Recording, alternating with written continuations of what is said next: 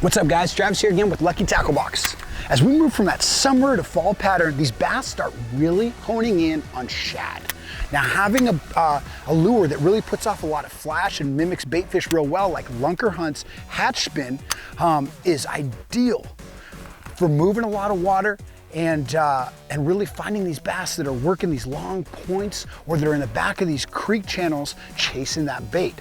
So let's break down this technique starting with rigging. So first let's talk about the bait itself. We've got this big blade on the back. That's gonna put off a lot of flash and it's really gonna mimic these bait fish that these bass are really honed into in the fall time. Then if you look at the realistic imaging, which is standard for all Lunkerhunt, they've really got this lifelike imaging on their products, which gives it just that one more bonus that the fish are less likely to turn away as they're honing in on it. I spool up with a heavier line. This is a heavy bait.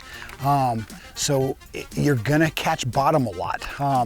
And so I use anywhere from a 15 to 20 pound mono or fluorocarbon, or I'll go to a 20 to 30 pound braid. This is, if I do hang up on the bottom at all, I should be able to yank that out, have a better chance of yanking it out.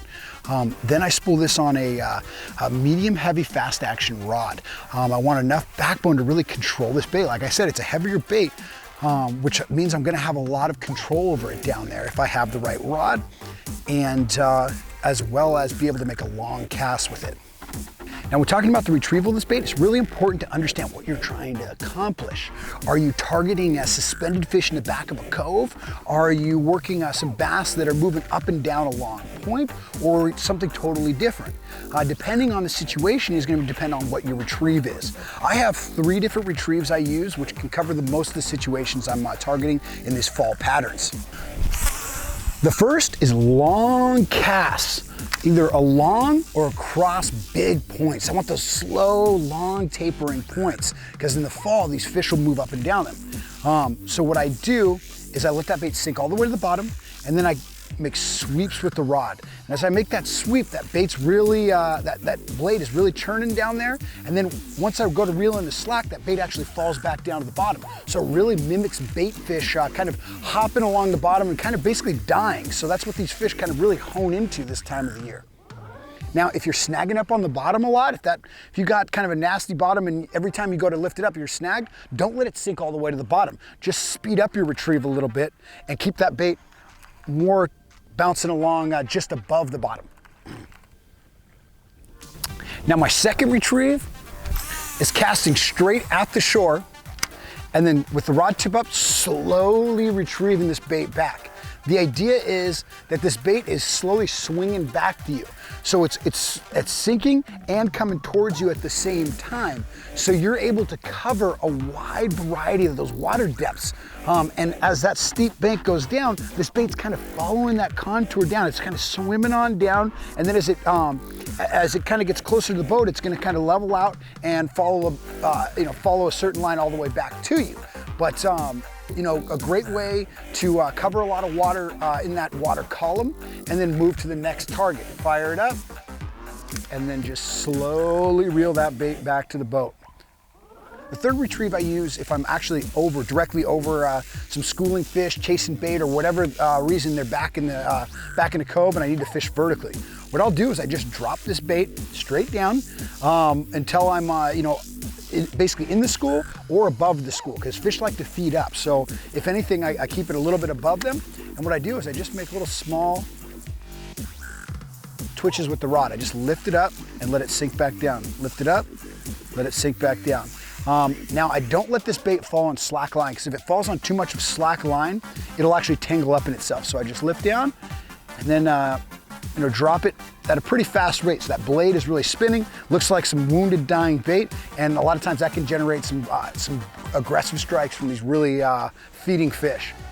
Last is location. These 3 different retrieves are meant to help you fish the different situations that these bass are really honing into this time of the year. First, bass will move up and down points.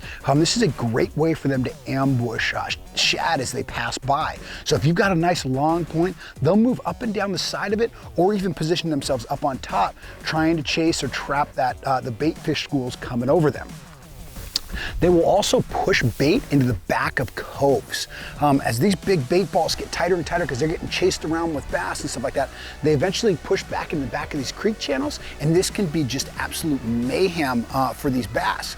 Now, how do you find these schools? Well, if you have good graphs, you can find them that way, but a lot of people, you know, they don't have that luxury. So one of the things, the easiest thing is to look for, you know, busting bass. Because these bass, as they push this bait around and stuff, eventually the bait is gonna come up to the surface and these bass will be exploding on the surface. So that's obviously the easiest way. Another way is to see birds. As these bass are pushing this bait up towards the surface, the birds will also be diving down on the bait, or you know, even the grebes that are actually, that don't fly, they're just swimming in the water, they'll be diving and you'll see them come up with actual bait in their mouth. That's a great indicator that there's bait in there and probably bass. The last thing is, a lot of times bait fish will flicker on the surface, especially in the morning and late evening, and that's a great way to find a cove that has got a lot of bait in it. And if you find a lot of bait, you're probably gonna find some bass as well. A lot of people have a difficult time catching fish in the fall. The main reason is because these fish aren't as spread out like they are all over the lake most of the other times of the year. This can actually be an advantage because these fish are actually all wadded up in concentrated areas, feeding heavily on bait fish. So using a lure like Lunkerhunt's, whoa, oh my gosh, I almost killed myself. Using a lure like Lunkerhunt's hatch spin is ideal for covering a lot of water and really covering those high percentage areas, those points, those back of creek channels, and finding those big wads of fish that are loading up on food, and you can really have some success and really turn that fall time of the year into your best time of the year for fishing. Hopefully this helps you guys out. I'm Travis with Lucky Tackle Box. Throw us a thumbs up, comment in the section below. I make sure to respond to all those, and make sure you subscribe to the channel so you get updates whenever we post new how-to videos. See you later.